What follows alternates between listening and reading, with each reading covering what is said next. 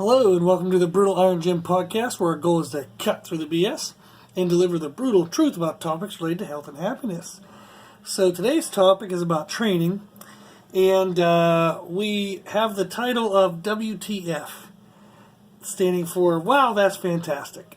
That is probably not what most people think WTF stands for, and it actually made me laugh as there was a story I'd heard, and it's probably cliche, and people have stolen it and said it was personal. But the cliche story is that an older person, say like a mom or a grandma, is learning like text lingo, like LOL and JK and stuff like that, and the older lady starts using WTF in all their texts, and the younger person would be like, "Hey, do you really know what that means?" And the older lady would say, "Yeah, it means wow, that's fantastic." So whenever somebody would say something or do something, she'd always respond with WTF. And unknowingly, the younger crowd was probably thinking they were getting insulted, and she was probably thinking she was being very encouraging. So the younger crowd, we do know what WTF stands for. And the point of this podcast, like what made me think of this topic, was I had saw someone in the gym, and if they happen to listen to this podcast, they might be slightly offended, but it's life. So they were doing, as a warm-up for bench press, they were pressing the barbell, but throwing it in the air and clapping, and then catching the bar, throwing it in the air, clapping, catching the bar, and it made me think, WTF. So I know why they were thinking it's a explosivity type warm-up. It's going to get them, going to press the weight as it gets heavier more aggressively. But that's also a fantastic way to go visit the dentist and get me in trouble for any kind of insurance crap. So I will not be paying anybody's insurance bills if you're throwing a barbell into your face because you're trying to do clapping presses. So that is on you, not on me. But it did make me think how interesting it is that the things that we think we're doing for good reasons sometimes aren't. They don't turn out to be the right things to do or even the best things to do.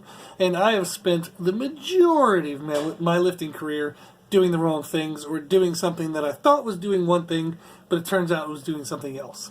So I am the first person that should be listening to this podcast, as I'm also the one giving it and picking on everybody else. But I wanted to talk about today was basically purpose. Like looking at dialing in what you are doing in your training. So is what you're doing actually working the way that you want it to? And is it actually the best way to do it? Is it the most efficient way? And that's something we can look at, okay? And I think it's helpful because, like I said, at all times in my lifting career, and I've been lifting since I was lifting weights since I was 16, so that'd be 19 years. At all times throughout the 19 years, I had the belief that what I was doing was correct. Now, I've always known that I could learn more, and I've continued to learn more, and I still need to learn more from today.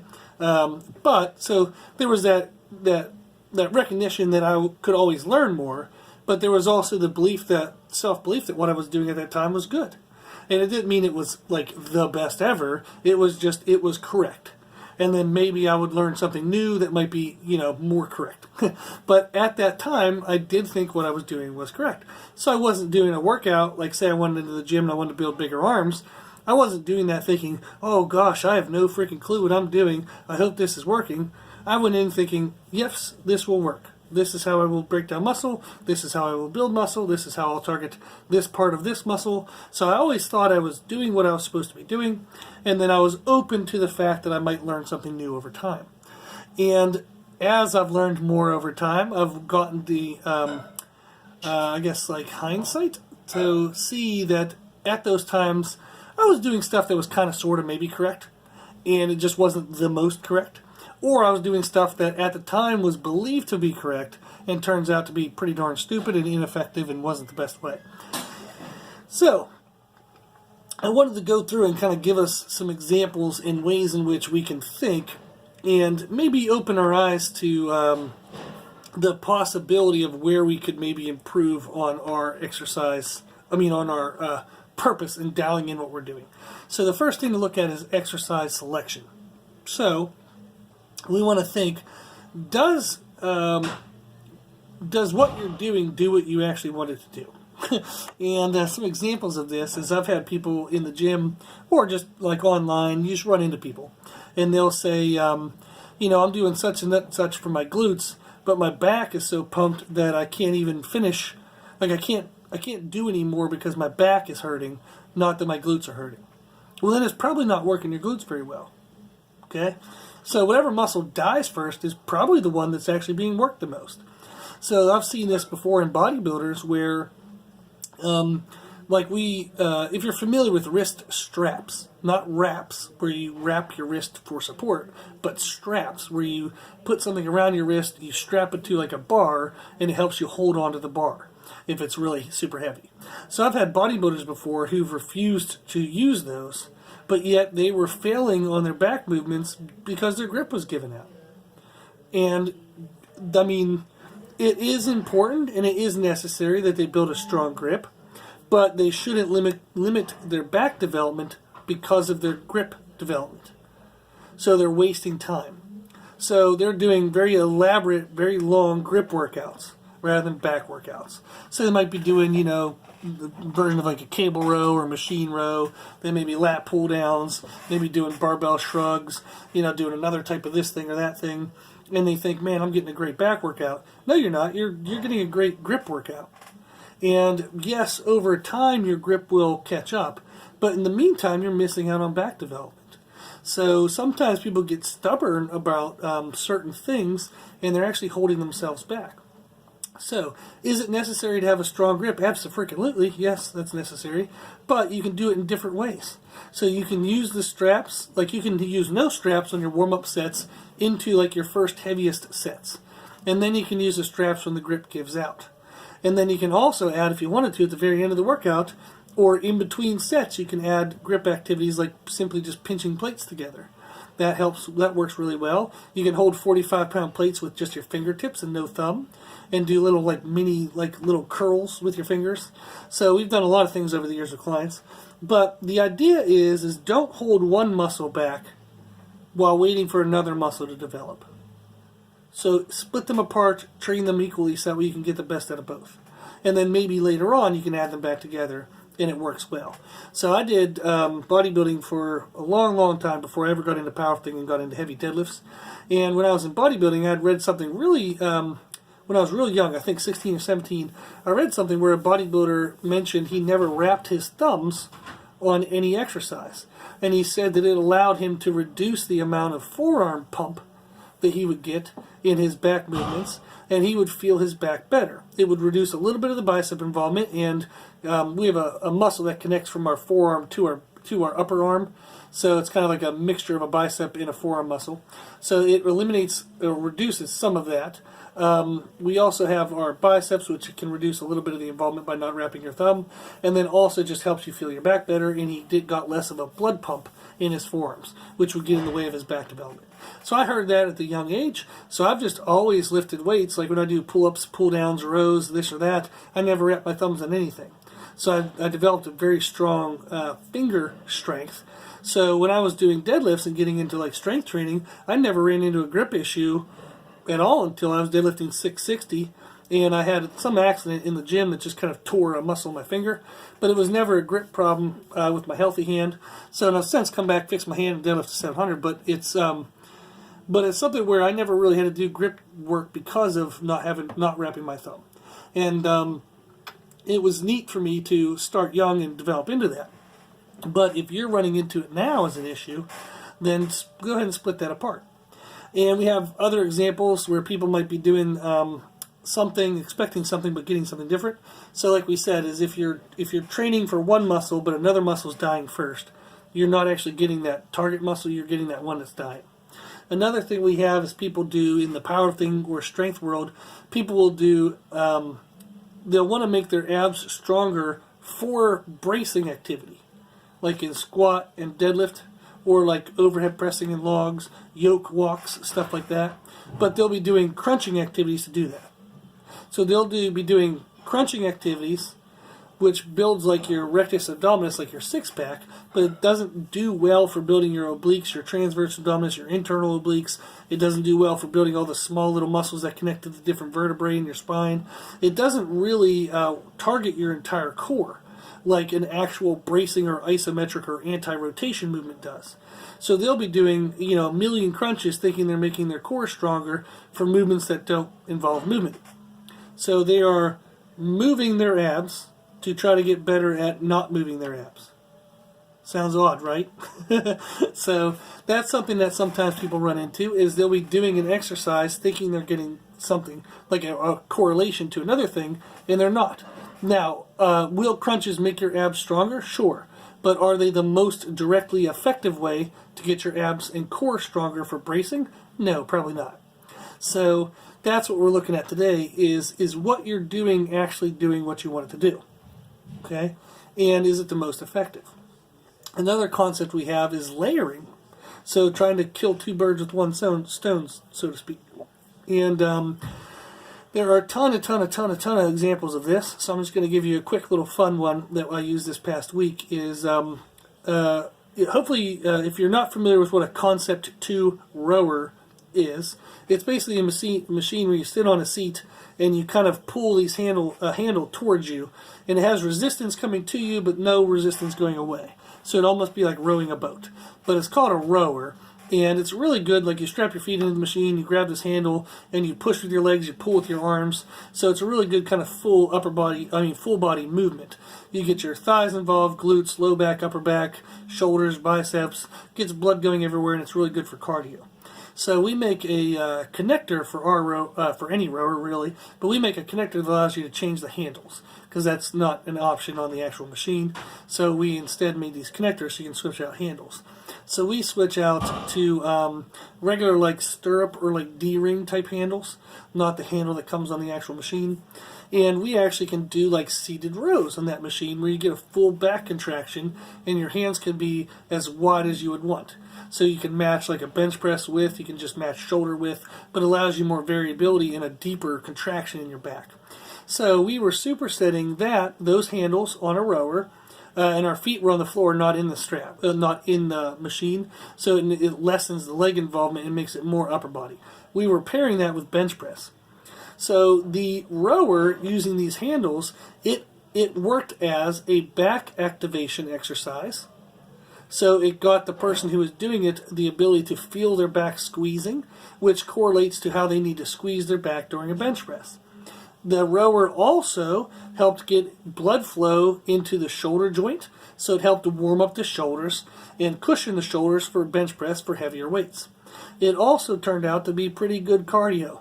So we were doing a minute and a half of rowing. By the time the person would walk to the bench, do their sets of bench press, adjust the weight, we'd give some corrections, go back to the rower. It was about a 3-minute rest. So they were having a 1-to-2 work ratio, and it was turning out to be interval cardio for their workout. So we were getting back activation, shoulder pump, we were getting cardio, and all of that was paired with the bench press, and none of what we were doing on the rower was taking away from the bench press, so that way the bench press could be maximized. That is killing two birds with one stone. That is layering. So you want to ask yourself, is there a more efficient way? So if I have 10 things I need to accomplish in a workout, that doesn't mean I need 10 things to do, like 10 exercises. I might be able to find one exercise that does 2 or 3 of those goals. And that's what you want to layer in. So you may have 10 goals in a workout, and you maybe only need 4 or 5 exercises. And if you think of it the other way, maybe you only have time for 4 or 5 exercises, so therefore you think you can only get 4 or 5 goals accomplished. No! You can accomplish a lot of things, you just have to find exercises in like format schemes in your workout that will allow you to hit multiple layers of meaning. So another example is with our strength athletes, and particularly in powerlifting. In powerlifting, one of the events they have to do is a 1-rep max on deadlift. However, if you just do 1 rep all the time, it doesn't really build a lot of volume for technique refinement, for muscular growth, for grooving a pattern and getting your body to have a good mind-muscle memory. So single reps don't work all the time. So the downside is sometimes people do like sets of like say 5 or 10 or multiple rep sets. But the problem is their first rep they set up really well, and they kind of do good form on that, and then the remaining reps all feel different than a first rep. Meaning that the remaining reps carry into them momentum from the previous rep, or like a heightened CNS spark because you just pulled the first one that hurt like hell and shocked your body, and now all of a sudden you can do the remaining of them a little bit easier. So the downside to that is you get the volume you want, but you don't get reps that feel the same as that one rep that you'll have to do at the meet. So to powerlifting meet, they only get one rep. So if I do 3 sets of 5, that's 15 reps, but really only 3 times, 3 reps, did it correlate to how it would feel at a meet. So that's not as accurate as we would want. But you want all that volume. So what we do sometimes is we'll do deadlift singles with short rests. So we might have somebody do 10 sets of 1 with only 20 to 30 seconds in between. So they'll do a rep, stand up, take 20 to 30 seconds, do a rep. Take 20, 30 seconds, do a rep. Something like that. So that way, every rep is the first rep, because there's no momentum carried from one rep to the other. But you're taking really short rests, which allows you to get in more volume and not be in the gym for 17 hours at a time. So that's the idea. So if you think of exercise selection, you want to make sure that the exercise you're picking directly relates to what you want. So make sure the muscle that you want to target is the first muscle dying. That way you know it's actually working that muscle. Make sure the muscle that you want to target, if you want it to relate to a movement. So like we said, we want core strength for core bracing to not move. We don't want your back to move or bend during a squat or deadlift. Well, you want to do exercises then that challenge you to not bend, not exercises that need you to bend to work. So that would be the idea. So doing crunches for bracing strength is probably not the best choice. So you want to think of that, is does what you're doing directly relate to what you want out of it? And then the other thing would be layering. So can I accomplish more things than one goal at a time with an exercise? Can I find an exercise that lets me kill 2 birds with 1 stone, so to speak? Next thing we want to look at is training intensity. So our kind of like our number of sets and reps. Does it match what we want out of the workout? So one of the concepts we think of, and this comes up in bodybuilding a lot, but it would relate to anyone's training, is the idea of stimulation versus annihilation. So when we go to the gym, we want to stimulate our body into making changes. So if I want to get stronger, I want to create enough of a stress that my body will respond by getting stronger. But I don't want to beat the living hell out of my body to where I get a bunch of joint problems, muscle strains and pains, and I'm so fatigued that the next time I come into the gym, I can't really put in a really good workout. So now I used to do this a lot when I was younger. I used to just beat the living crap out of myself because I wanted to change my body, I wanted to grow, I wanted to be strong, I wanted all the results right now. So I would train to the absolute most I possibly could. I'd take enough caffeine to kill a horse, so that way I could just plow through it all. And it worked partly because I did get good results. It didn't work partly because I beat the living crap out of my body. So I've had like 17 muscle tears. I've torn 6 or 7 ligaments. I've broken bones. I've actually broke my collarbone while bench pressing. Okay? So I beat the hell out of my body, and that was absolutely unnecessary. So I could have gotten, with the knowledge I know now, I could have gotten the same results without all those injuries. So bummer. But bummer for me, but awesome for my clients because I can teach them how not to do that. But the idea is stimulation versus annihilation. So ask yourself when you're training, when we think of, like, what the heck are you doing in your training?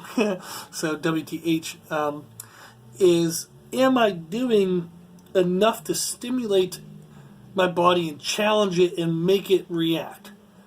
But am I not doing so much that I'm actually causing unnecessary damage? So that's what you want to try to figure out. Find that balance.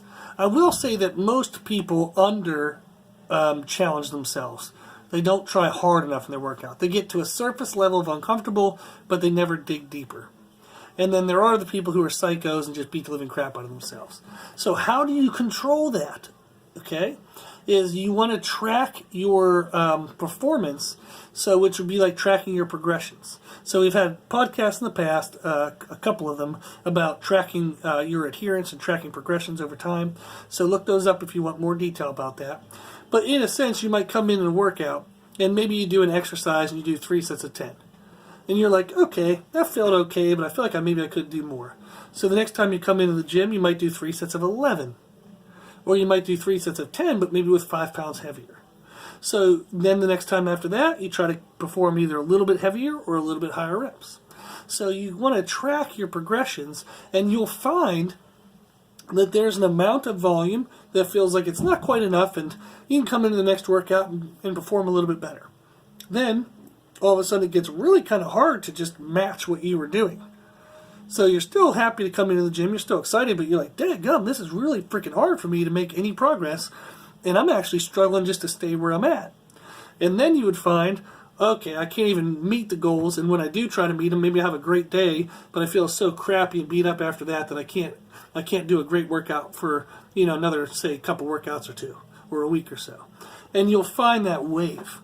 So you want to pull yourself back to the amount of volume and intensity to which you left the gym going, I probably could have done a little bit more, but I feel good about what I did.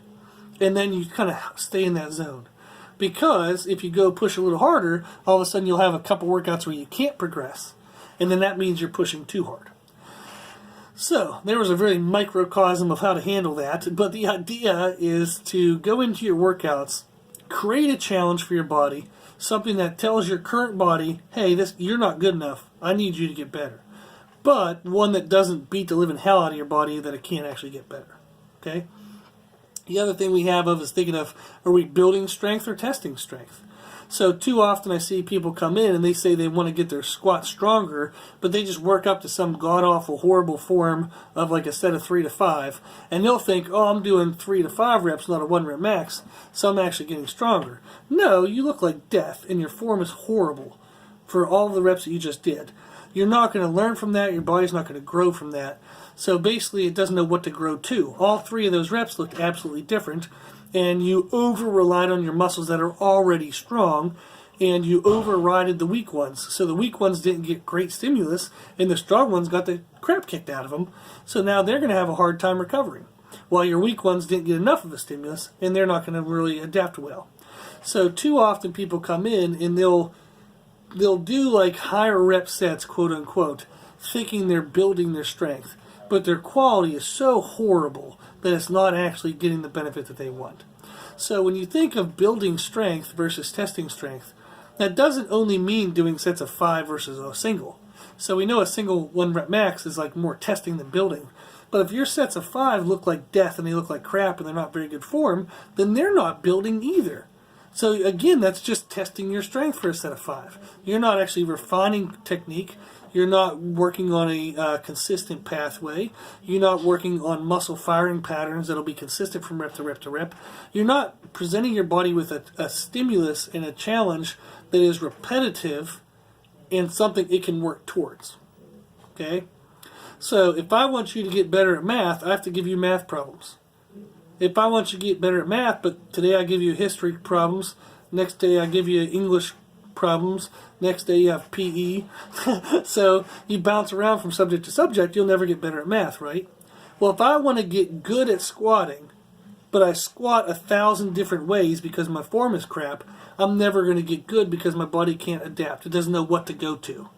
If you present it with very good reps and an occasional bad rep, it'll now know what the bad reps are versus the good reps, and it'll try to focus itself in and fine-tune itself to just the good ones. So your technique has to be controlled enough to do well so your body knows what's right versus what's wrong, and it'll actually have something to grow towards. The last thing we want to talk about real quick is time under tension. So too often people will work out and they'll say, I'm doing this for hypertrophy, I'm doing this to build muscle. But their set of activity is 10 seconds and it's all momentum. So they're just throwing a weight around and it's like 10 reps in 10 seconds. Well, 10 seconds does not lead to muscle growth. Okay? So it's not enough time or attention to accumulate a significant amount of muscle damage. Therefore, you get maybe like a strength, kind of neurological stimulus, shock, but you're not going to get enough muscle damage to actually get growth out of that. So time under tension is important to understand, and I'm going to run through this real fast, but we've done podcasts in the past about time under tension. Is about 10 seconds or less is kind of like explosive, just shock value on strength. 10 to 20 seconds kind of builds strength, maybe if you do enough sets, you'll get some muscle damage out of it. 20 to 30 seconds is really good for a combination of strength and muscle damage. 30 to 60 seconds is kind of like purely muscle damage. You're not going to get a lot of strength out of that. And up towards the 60, you're more so getting muscle damage plus some muscle endurance. And then anything over 60 seconds is really just muscle endurance. It's hard to get enough muscle damage because the weight would be so light that you can actually do it for a minute. So that's a quick rundown. So if you're doing something, say you're doing something and it takes you 30 seconds to complete it, and you're saying, oh, this is going to make my 1 rep max stronger. Well, yeah, maybe indirectly. Maybe you're doing, like, if you do hamstring curls for sets of 30 seconds, that can build your hamstrings a little bit larger, get you bigger, thicker, denser fibers, and then maybe they'll be more resilient and be recruited better for a strength exercise. But that isn't directly related to strength. It's indirectly related. So there's a bunch of examples of that, and I'm just kind of firing off some fast stuff. But that's some stuff for us to look at and consider. So, if you want to ask yourself, wow, that's fantastic, what am I doing in your training? If you want to make sure what you're doing actually is purposeful and effective, you want to look back over your programming and ask yourself, exercise by exercise, does this really do what I want it to do? Okay? And then the $1 million question is this the most effective way to do it? Maybe there's a better way out there. So how do you know that? Is by continually researching, watching videos, talking to friends, getting a personal trainer, hint, hint, maybe. So you have to go look for knowledge. Okay, knowledge won't just smack you in the face. Very rarely does that happen. It does happen sometimes. But you have to go find knowledge, okay? So I watch a lot of YouTube videos, and so if somebody were to watch look at my viewing history of YouTube, they'd probably die laughing, because currently, I think just last week, I was watching a whole bunch of like booty workout videos, because I have more and more clients getting ready for like aesthetic competitions, and I'm trying to find more variety for their training, and they're training at various places other than my gym. So I have some online clients who are across the country in California, so I have to figure out exercises that work for commercial gyms and all these things and variations. So I was watching a lot of booty workout videos, and so my viewing history looks quite questionable, but that's a great way to learn. So if I only stay with the 5 or 6 exercises that maybe I'm comfortable with, that's going to limit myself in my development, and of course it would limit my client development. So I always want to be looking up new things, learning new things, trying new things. So you want to always be learning, look and find new things to try. You want to test them, track the progress of them, and keep them if they were good, or ditch them if they weren't good, if there was no progress made or you didn't like the effects of it. So it's important that you create an exercise library that's specific to you. You might find things that fit your body the best, your body mechanics. You might find things that are crap. So maybe everybody says that such and such exercise is great, but you hate it and it doesn't work well. So I'll give you a real quick example for me. So in the powerlifting kind of strength world, there is an exercise called a Zercher squat, where you kind of like crouch down into like a sumo deadlift position. You put a barbell in the crooks of your elbows, like you almost like you're at the top, like you're doing a bicep curl, and the bar rests in your crease of your elbows, and you're supposed to try to pick that up. Well, in my opinion, I think that's really dumb exercise, because the pain of my elbow joint getting loaded with 300, 400 plus pounds, and the connective tissue strength in my shoulders are all way the hell weaker than my upper and lower backs and my hips. So that's where the bar is being supported in weaker joints than the joints that are being asked to move that weight. So it's pretty damn dumb, in my opinion, to try to use an exercise that loads through the weakest joints to try to get to the strong ones. Obviously, that should be reversed. So that's an exercise that some people tout as being freaking awesome, and they love it. But I think it's dumb. It doesn't work for my body, so maybe I have the world's weakest elbows and shoulders, but I don't like doing it. So I've never found it as being super effective. So I've found other ways that have been more effective that match my body type better. Now, that doesn't mean that Zercher squats are bad. So if you like them, keep doing them. Congratulations for you. If you feel them, awesome. I'm just saying they don't work for me. And that's what I would encourage you to do, is to find what exercises work for you.